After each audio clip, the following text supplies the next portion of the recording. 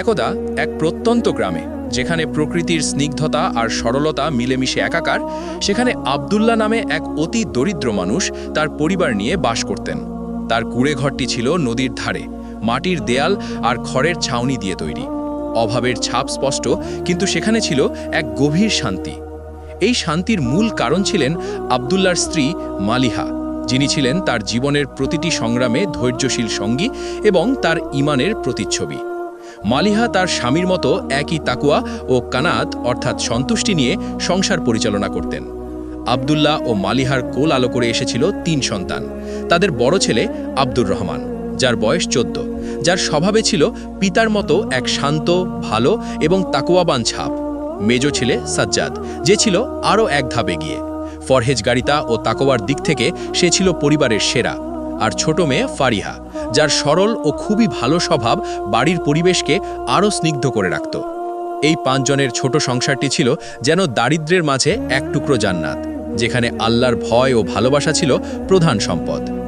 আব্দুল্লাহর জীবনের একমাত্র অবলম্বন ছিল একটি গাভী, যার নাম তিনি সযত্নে রেখেছিলেন বারাকা, যার অর্থ বরকত। বারাকা ছিল কেবল একটি পশু নয়, আব্দুল্লাহর পরিবারের জন্য আল্লাহর পক্ষ থেকে এক বরকত। প্রতিদিন ভোরে আব্দুল্লাহ নিজ হাতে বারাকার দুধ দহন করতেন। সেই দুধ বিক্রি করেই তাদের পরিবারের অন্ন সংস্থান হতো। মালিহা সেই সামান্য আয় থেকেই হিসেব করে সংসার চালাতেন, আর বড় 2 ছেলে আব্দুর রহমান ও সাজ্জাদ ছোটবেলা থেকেই পিতার কাজে সাহায্য করত। ফারিহা বারাকাকে যত্ন করত এবং মায়ের সাথে ঘরের কাজে হাত লাগাত। দুধের সেই সামান্য আয় দিয়েই চলত তাদের সংসার, কিন্তু আব্দুল্লাহর মুখে কখনো অভিযোগের রেখা দেখা যেত না। তিনি ছিলেন তাকওয়াবান, অর্থাৎ আল্লাহ ভীরু এবং ঈমানদার। তার ঈমান ছিল পাহাড়ের মতো অটল। তিনি বিশ্বাস করতেন রিজিক কেবল আল্লাহর হাতেই, এবং তিনি যা দেন তাতেই কল্যাণ নিহিত। আব্দুল্লাহর এই গভীর কানাত অর্থাৎ সন্তুষ্টি তাকে গ্রামের সবার কাছে শ্রদ্ধার পাত্র করে তুলেছিল। অভাবের তাড়না তাকে কখনো কৃপণ বা স্বার্থপর করে তোলেনি, বরং তার তাকওয়া তাকে শিখিয়েছিল প্রতিবেশীর হক আগে। যেদিন বারাকা একটু বেশি দুধ দিত, সেদিন তিনি সেই দুধের কিছুটা অংশ গরিব প্রতিবেশীর ঘরে পৌঁছে দিতেন। এই কাজে তার স্ত্রী মালিহা ও সন্তানরাও সনান্দে তাকে সাহায্য করত। কেউ অসুস্থ হলে তিনি নিজের কাজ ফেলে তাদের সেবা করতেন। তাদের এই নিঃস্বার্থ ভালো কাজগুলো ছিল নীরবে, লোকচক্ষুর আড়ালে, কেবল আল্লাহর সন্তুষ্টির জন্য। আব্দুল্লাহর জীবন ছিল সরল, কিন্তু তার ঈমান ছিল বহু ধনসম্পদের চেয়েও মূল্যবান। তিনি জানতেন দুনিয়ার এই জীবন ক্ষণস্থায়ী, আর তার আসল পুঁজি হল তার সৎকর্ম। এই বিশ্বাসই তাকে চরম দারিদ্র্যের মধ্যেও এক অনাবিল শান্তি এনে দিয়েছিল।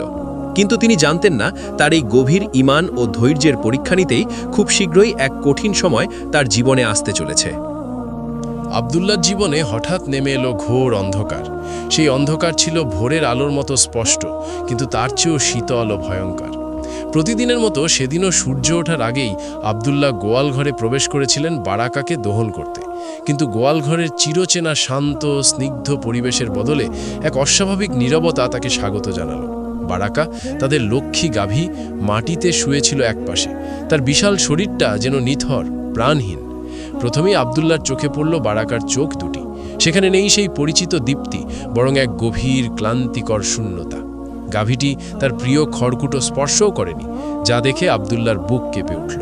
কাছে গিয়ে দেখেন বারাকার কপাল অস্বাভাবিক গরম, নিঃশ্বাস পড়ছে দ্রুত ও কষ্টকরভাবে। সবচেয়ে ভয়াবহ দৃশ্যটি ছিল তার ওলান, যা প্রতিদিন সকালে দুধে টই টম্বুর থাকত, তা আজ শুকনো, চুপসে যাওয়া। দুধের একটি ফোঁটাও আর ঝরছে না। তাদের রিজিকের মূল স্রোতধারা যেন হঠাৎ করেই শুকিয়ে গেল।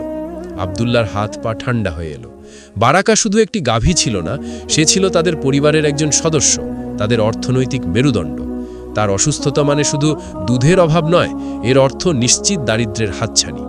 প্রথমেই তিনি গ্রামের প্রবীণদের পরামর্শ নিলেন। তারা বললেন, হয়তো ঠান্ডা লেগেছে, কিছু গরম সেক দাও, লতাপাতার রস খাওয়াও। আব্দুল্লাহ রাত দিন এক করে সেই সব টোটকা প্রয়োগ করলেন, কিন্তু বারাকার অবস্থার কোনো উন্নতি হলো না। আব্দুল্লাহর শেষ ভরসা ছিল শহরের পশু চিকিৎসক। অনেক দূর পথ হেঁটে বহু কষ্টে তিনি চিকিৎসককে গ্রামে নিয়ে এলেন। চিকিৎসক বারাকাকে পরীক্ষা করে গম্ভীর মুখে বললেন, রোগ গভীর, অনেক দেরি হয়ে গেছে। তিনি কিছু দামি ইঞ্জেকশন ও ওষুধ দিলেন, যা কিনতে আব্দুল্লাহকে প্রতিবেশীর কাছে হাত পাততে হলো। আব্দুল্লাহর মনে ক্ষীণ আশা ছিল, হয়তো এই আধুনিক চিকিৎসা বারাকাকে বাঁচিয়ে তুলবে। কিন্তু দিনের পর দিন বারাকা কেবল দুর্বল থেকে দুর্বলতর হতে থাকল। তার করুণ ক্ষীণ ডাক আব্দুল্লাহর হৃদয়ে তীরের মতো বিঁধত। বারাকার দুধ দেওয়া সম্পূর্ণ বন্ধ হয়ে যাওয়ায় আব্দুল্লাহর ঘরে হাহাকার শুরু হলো। প্রতিদিন সকালে যে দুধ বিক্রি করে চাল ডাল তেল কেনা হতো সেই পথ বন্ধ। চুলায় রান্না বন্ধ হয়ে গেল। আব্দুল্লাহর স্ত্রী ফাতেমা নীরবে চোখের জল ফেলতেন। তিনি জানতেন তার স্বামীর বুক ফেটে যাচ্ছে। শিশুরা ক্ষুধার্ত চোখে তাদের বাবার দিকে তাকাত। তাদের সেই নিষ্পাপ চাহনি আব্দুল্লাহর কাছে পৃথিবীর সমস্ত অভিযোগের চেয়েও ভারী মনে হতো। একসময় যে আব্দুল্লাহর ঘরে দুধ ভাতের অভাব ছিল না, আজ সেখানে এক মুঠো চালের জন্যেও অন্যের মুখাপেক্ষী হতে হচ্ছে। প্রতিবেশীরা প্রথমে সহানুভূতি দেখালেও ধীরে ধীরে তাদের চোখে ফুটে উঠল বিরক্তি ও সন্দেহ। আব্দুল্লাহর ধার করার পরিমাণ বাড়ছিল আর তার সম্মান ততটাই কমছিল। তিনি নিজেকে একজন ব্যর্থ মানুষ, একজন ব্যর্থ পিতা ও স্বামী মনে করতে শুরু করলেন। গোয়াল ঘরে বারাকার পাশে বসে আব্দুল্লাহর রাত কাটত। তিনি তার প্রিয় গাভীটির কপালে হাত রেখে ফিসফিস করে কথা বলতেন, যেন তার কথা বারাকা বুঝতে পারে। চরম দারিদ্র অসহায়ত্বের এই সময়টিতে তার ধৈর্য সবর ছিল একমাত্র অবলম্বন। তিনি জানতেন এই কঠিন পরীক্ষা আল্লাহর পক্ষ থেকে এসেছে। তিনি মনে মনে নিজেকে বোঝাতেন, রিজিকদাতা আল্লাহ, বারাকা ছিল শুধু একটি মাধ্যম। আল্লাহ যদি চান তবে এই চরম দুর্দশার মধ্যেও তিনি পথ দেখাবেন। বুক ফেটে গেলেও তিনি মুখে কোনো অভিযোগ আনতেন না। তার এই নীরব ধৈর্যই ছিল ঘোর অন্ধকারের মধ্যে তার একমাত্র প্রদীপের আলো। তিনি অপেক্ষা করছিলেন কখন এই কঠিন রাত শেষ হবে আর নতুন দিনের সূর্য উঠবে। কিন্তু সেই অপেক্ষার প্রহর যেন আর শেষ হতে চাইত না। একদিন সূর্য যখন অস্তা চলে যাচ্ছিল, আব্দুল্লাহর মনে তখন কেবল ক্ষুধা নয়, এক গভীর শূন্যতা আর চরম হতাশা ভর করল। শরীরের প্রতিটি পেশি যেন বিদ্রোহ ঘোষণা করেছে। কিন্তু তার চেয়েও অসহনীয় ছিল তার সন্তানদের করুণ মুখগুলো। ক্ষুধার জ্বালায় তাদের ফ্যাকাশে ঠোঁট আর নিস্তেজ চোখ দেখে আব্দুল্লাহর বুক ফেটে যাচ্ছিল। ঠিক তখনই ইবলিস শয়তান তার অন্তরে বিষাক্ত কুমন্ত্রণা দিতে শুরু করল। ফিসফিস করে বলল, তুমি এত ভালো কাজ করো, প্রতি রাতে তাহাজ্জুদ পড়ো, প্রতিবেশীর হক আদায় করো, এত তাকওয়া মেনে চলো, তবুও আল্লাহ তোমার এই সামান্য রিজিকটুকুও কিলে নিলেন। তোমার ইবাদত কি তবে লোক দেখানো ছিল? তোমার এতদিনের ধৈর্য কি বৃথা গেল? আব্দুল্লাহর মাথা ঝিমঝিম করছিল, কিন্তু তার ঈমান ছিল পাহাড়ের মতো অটল। তিনি দ্রুত নিজেকে সামলে নিলেন। তিনি জানতেন এই সময়টিই হলো মুমিনের আসল পরীক্ষা। আল্লাহ তার বান্দাকে পরীক্ষা করেন যেন সে তার দিকে আরও বেশি মনোযোগী হয়, যেন সে দুনিয়ার মোহ ত্যাগ করে কেবল তারই ওপর ভরসা করতে শেখে।